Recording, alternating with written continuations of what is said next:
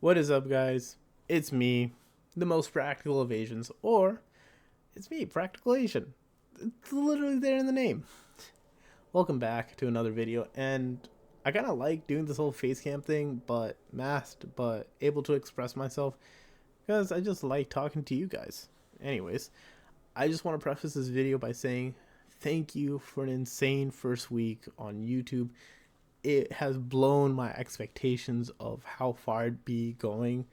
um, I didn't think anyone would be watching my videos, but yo, you guys broke my expectations, and I really hope to, keep on breaking expectations and keep on entertaining you guys. But anyways, moving forward. Now, what am I talking about today? I'm talking about the days before, or the day before, or the day before's excrement crisis. That's the way I want to go ahead and call it. That's the way I see it. It's just a shit show. And the reason why I'm saying it's a shit show is because of the fact that the day before had a controversy where they had released a game that they never advertised. Now, on one end, I believe it was a zombie shooter game that they went ahead and said was open world and amazing, blah, blah, blah, blah. But they released an extraction shooter. And here's the thing, I don't know how difficult game development is. I don't know anything on that front. I just know some stuff. But to be honest, if someone is going ahead and telling you to do one thing, or they're going to give you one thing, like a banana or an orange, and then they give you C4.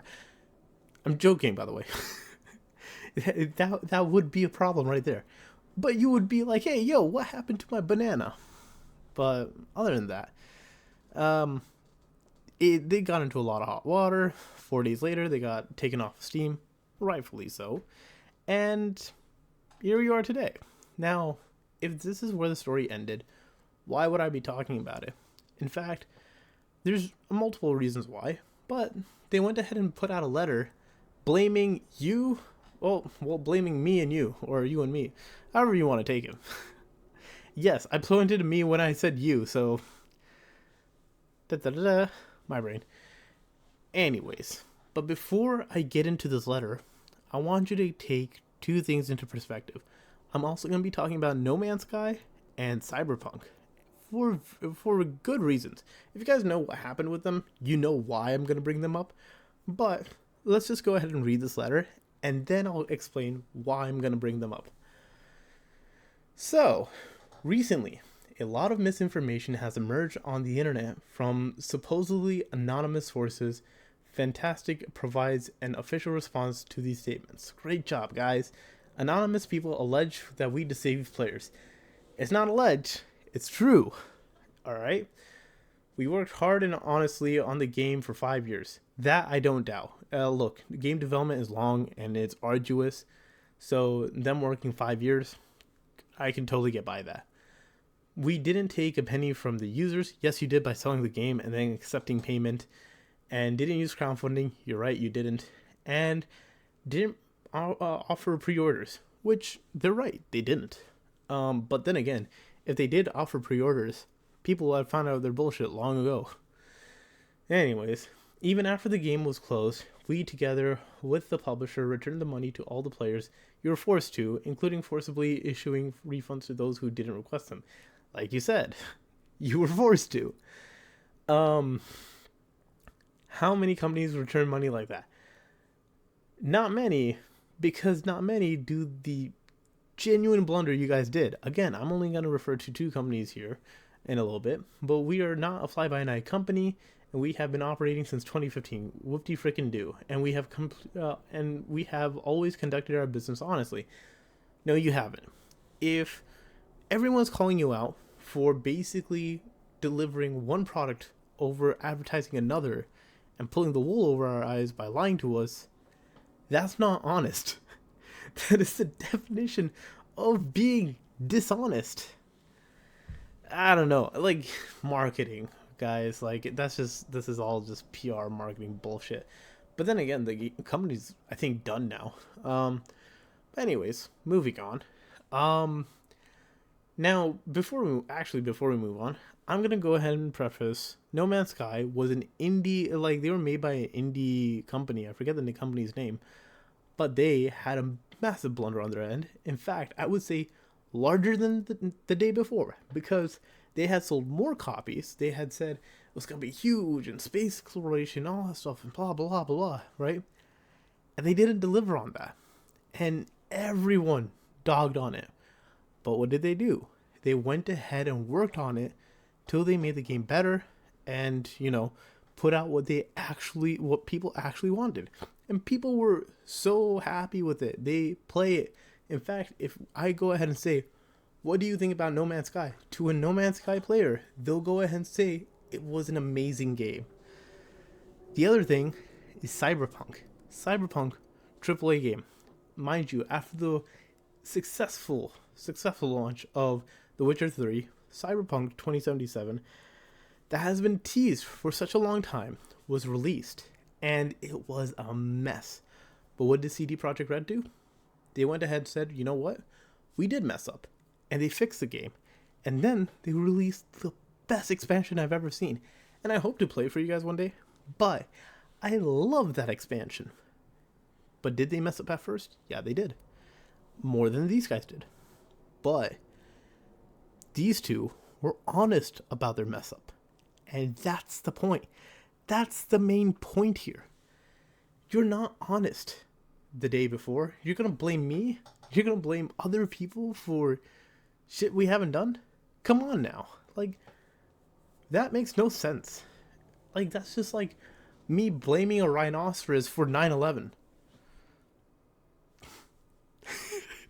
I feel like I made that joke, and now I'm like regretting it as I'm speaking. I should stop, but continuing on. I'm a mess. Anonymous people allege that we deceived the investors. You kind of did. This is not true. We still have a great relationship with our publisher. You guys closed your doors. The closure of the day before did not affect our partnership. Yes, it did. Since 2021, we've had a New Zealand venture called Mintona Fantastic. I don't know if I'm butchering the name, but I really don't care. And a successful game, Prop Night, which has sold almost 1 million copies. Good for you, dude. Prop Night was also co-financed the development of the day before. Okay, cool. Anonymous former employees tell different stories about the development. We are unsure whether these employees are real or not, but we had an excellent relationship with our team. Despite being a small indie company with a limited budget, we assisted employees with relocations and healthcare, and helped some of them to buy equipment with their mortgage and other personal matters. We offered an extra non-working day off each month, vacation pay, and timely salary payments, along with the option of working remotely. So you were basically a company. That's not going out of your way. You're just basically a company. Our low churn rate and the fact that half of those who left returned to the company demonstrate our positive work environment. Cool. 100% of the team did everything they could to make the day before a success. I don't have any evidence. I'm not going to go ahead and just cherry pick what happened. Look, a company is a company. You'll have good employees, you'll have bad employees, you'll have, great experiences, you'll have terrible experiences. It is what it is. I'm not going to get into corporate politics, but this is their statement. You want to take it, go for it. I personally don't care. Now, who made money on the day before? Certainly bloggers. Wait. I'm sorry, what? Certain bloggers made huge money by creating false content with huge titles from the very beginning to gain views and followers, exploiting the lack of information and the game's development. Wow. What a what a bullshit statement. See, here's the thing. Here's a really interesting thing about that. Yes, I understand when you're following a trend, like I have with Palworld, right? It will go ahead and generate clicks, views, money. That is just how YouTube, that is a business, that's how that works.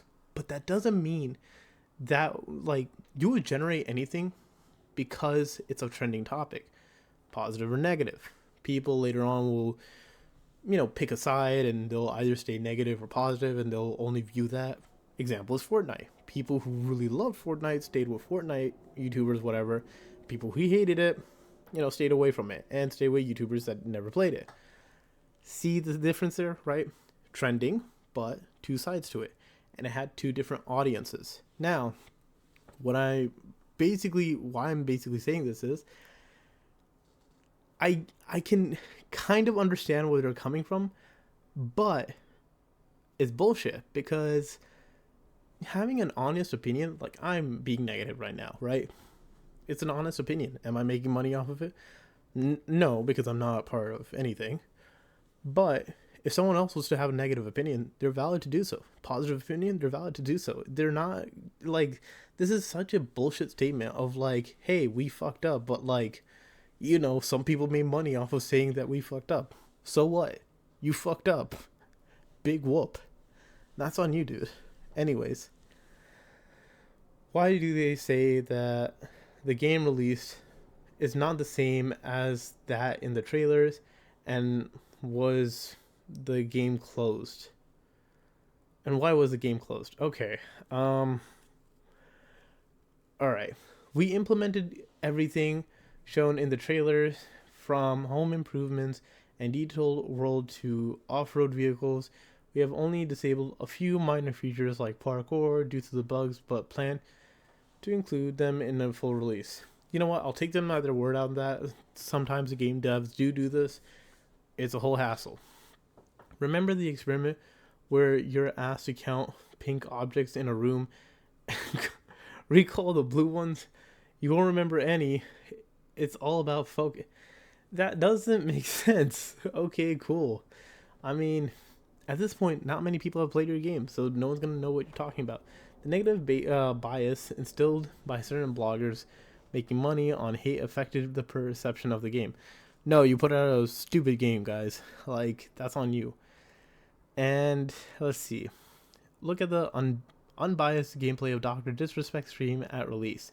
Despite the initial bugs and server issues, he liked the game, which we fixed later, and the game received improved reviews over the weekend. Unfortunately, the hate campaign had already inflicted significant damage. Here's the problem with that statement. You're putting the statement out when Palworld came out. And here's the funny thing about bringing up Palworld on this. And I get to tag it, so people get to see this. It's kind of a bullshit statement to make. Look, there are people who are making negative statements about Palworld right now. On Twitter, wherever, saying it's a Pokemon copy, whatever, right? There are people that are negative, and there are people that are positive, right? It's a trending topic. People will go ahead and make money off of that, no matter what. Now, choosing to be negative or having a negative bias doesn't mean someone's going to earn less or more or whatever. It depends on their audience and what they want to see, right? Now, if someone likes your game, it is completely subjective, right? No one disliked your game for what it was. People disliked it because you went ahead and put out a game that no one asked for, that no one was expecting. Trust me, that's the reason why everyone hated it. And to go ahead and just blame it on us doesn't make it any better.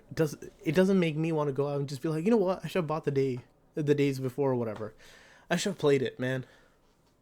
No, this just makes me think that you're just a child that can't even understand what it is to atone for, your fuck up. But anyways, by the way, after sales closed, many people have wrote to us that bloggers had deceived them and that they liked the game and they asked for access. We also heard that the petitions were created to continue development. And on the black market, on the black market, the game's price exceeded $200, and some even began to make their own mods. Okay, a lot. This is something unconfirmed. That's all I'm going to say right there. But I will focus on the $200 part.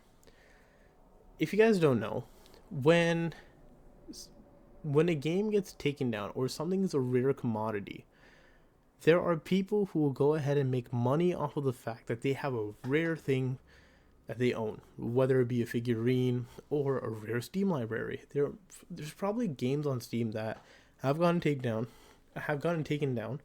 No one knows about them, but someone's willing to go ahead and buy them because, they're rare and they can either show it off or they get some monetary exchange out of it. I don't know, right? This could be that transaction, or this could be a bullshit statement.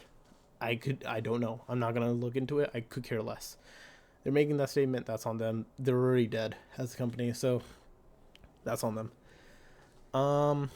And for the whole thing of, people, said that they were deceived. Yeah. See, here's the thing. If people like the whole, what do we call it? Like, the whole, extraction shooter thing. There are people that, of course, will like it. And the problem was, you didn't market it as that. Now, if they went ahead and said, hey, why'd you take the game down? It was pretty fun. For them, it was. But that wasn't the point again. You marketed something, and you gave something else. Remember my rhinoceros, kind of example? Kind of messed up an example? It's like that. Anyways, by the way, that I already read. We are grateful to all the senders of mail who express their support and appeal not to give up and continue to work. Finally, we encourage you to subscribe to our social networks to know what will happen next. And then social networks. See, I'm going to be honest. If whatever that last statement is, that would probably be where I would be too. Because, like I brought up the whole No Man's Skies and Cyberpunk thing, I would rather you go ahead and fix the game and be mature about it and, make an enjoyable game and have people respect you for it than to whine like an incensed child that doesn't know right from wrong. I don't know what to say to you guys. At the end of the day, you can't control my opinion. You can't control what I think. And you can't go ahead and make assumptions about me that, aren't evident. And that's the same I'm trying to do for you guys.